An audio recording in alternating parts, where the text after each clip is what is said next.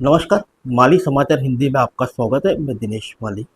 आज से लागू हो रहा है दूरसंचार विधेयक। आइए जानते हैं विस्तार से। आज यानी 26 जून से दूरसंचार अधिनियम 2023 आंशिक रूप से लागू होने जा रहा है। आंशिक रूप से मतलब यह है कि इस कानून के कुछ धाराओं के नियम लागू हो जाएंगे। दूरसंचार अधिनियम 2023 मौजूदा भारतीय टेलीग्राफ अधिनियम 1885, वायरलेस टेलीग्राफ अधिनियम 1993 और टेलीग्राफ वायर अवैध कब्जा अधिनियम 1950 के पुराने विनयात्मक ढांचे की जगह लेगा।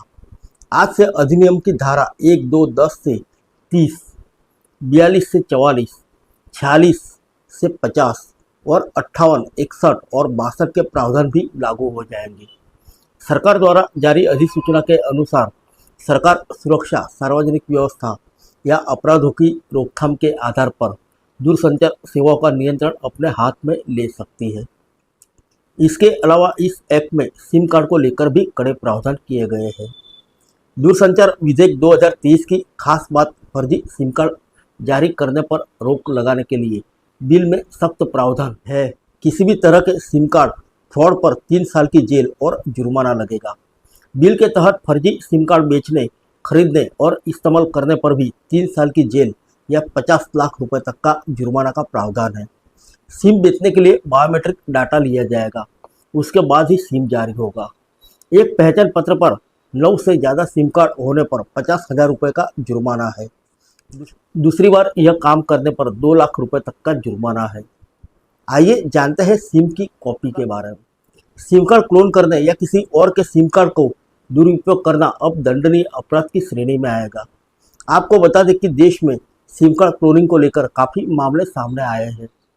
आए दिन लोगों के सिम कार्ड को क्लोन करके लोगों के खाते से पैसे निकाले जा रहा है। आइए जानते हैं डू नॉट डिस्टर्ब के बारे में। टेलीकॉम कंपनियों के यूजर को डीएनडी यानी do not disturb service register करने का ऑप्शन देना होगा। इसके अलावा यूजर्स को इस तरह के मैसेज की शिकायत करने का भी ऑप्शन मिलेगा। आइए जानते हैं आपात स्थिति के बारे में। सरकार सुरक्षा, सार्वजनिक व्यवस्था या अपराधों की रोकथाम के आधार पर दूरसंचार सेवाओं का नियंत्रण अपने हाथ में ले सकती है। अधिनियम के अनुसार आपात स्थिति में कोई भी दूरसंचार कंपनी जो दूरसंचार नेटवर्क स्थापित करना या संचालित करना चाहते हैं, सेवाएं प्रदान करना चाहते हैं या अनुपातिक उपकरण रखना चाहते हैं, उसे सरकार द्वारा अधिकृत होना होगा। नए तरीके से सैटेलाइट ब्रॉडबैंड सेवा के लिए स्पेक्ट्रम का आवंटन अब प्रशासनिक तरीके से होगा, यानी इसकी नीलामी नहीं होगी। इसके अलावा अब देश के बाहर की कंपनियों को भी स्पेक्ट्रम दिए जाएंगे। हालांकि देश की टेलीकॉम कंपनियां ऐसा नहीं चाहती। नए बिल से एलन मस्क की स्टारलिंक सैटेलाइट इंटरनेट की भारत में एंट्री का रास्ता साफ हो गया है। इसके तहत स्पेक्ट्रम आवंटित होने वाली पहली सूची में 19 सेवाएं ग्लोबल पर्सन सैटेलाइट कम्युनिकेशन, राष्ट्रीय लंबी दूरी और अंतर्राष्ट्रीय लंबी दूरी की सेवाएं, मोबाइल उपग्रह सेवाएं, VSAT इन फ्लाइट और समुद्री कनेक्टिविटी को शामिल किया गया है। आइए जानते हैं कॉल टैपिंग के बारे में। बिना इजाज़त टेलीकॉम नेटवर्क का डाटा एक्सेस करना, कॉल टैप करना या रिकॉर्ड करना अपराध माना जाएगा।